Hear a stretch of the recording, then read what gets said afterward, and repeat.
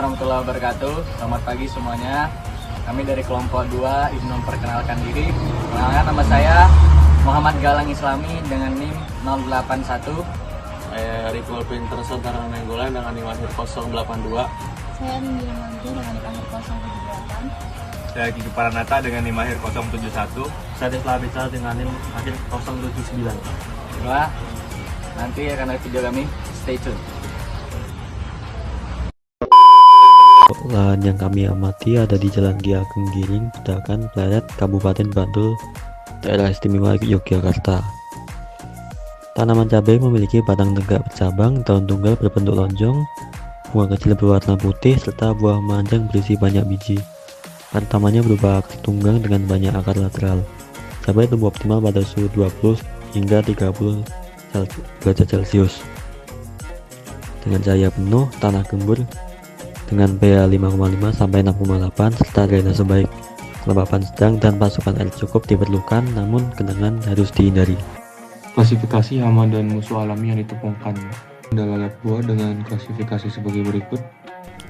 Gejala serangannya itu biasanya muncul titik kecil bekas tusukan ovipositor pada kulit buah. Kemudian daging buahnya itu menjadi lembek, berair, dan membusuk akibat aktivitas larva. Buah yang terserang itu biasanya berubah warna sebelum waktunya, tampak kusam dan sering rontok sebelum matang. Ada belalang dengan klasifikasi sebagai berikut. Untuk gejala serangannya itu, daun tanaman menjadi robek, kemudian ada gigitan tidak beraturan, hingga bisa tersisa tulang daun akibat dimakan oleh belalang.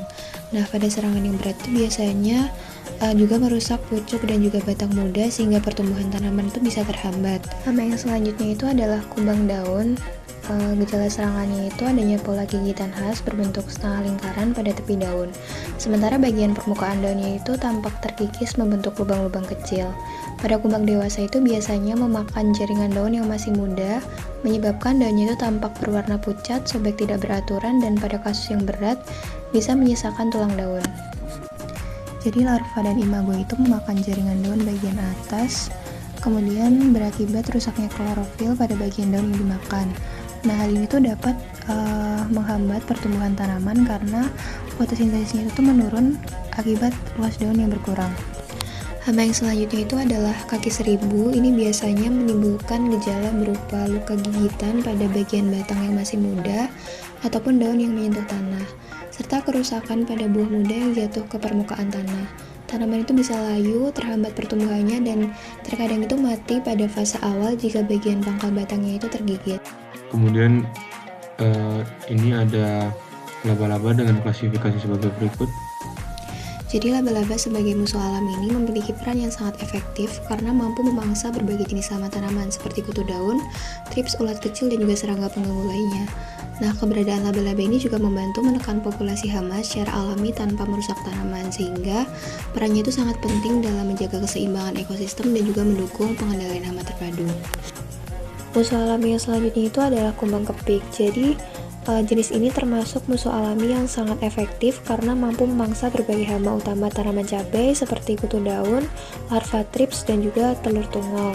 Kepik ini akan mengelilingi sekitar pucuk dan bagian bawah daun untuk mencari mangsa, sehingga keberadaannya itu membantu menurunkan populasi hama penghisap yang bisa menyebabkan keriting daun dan juga pertumbuhannya terhambat.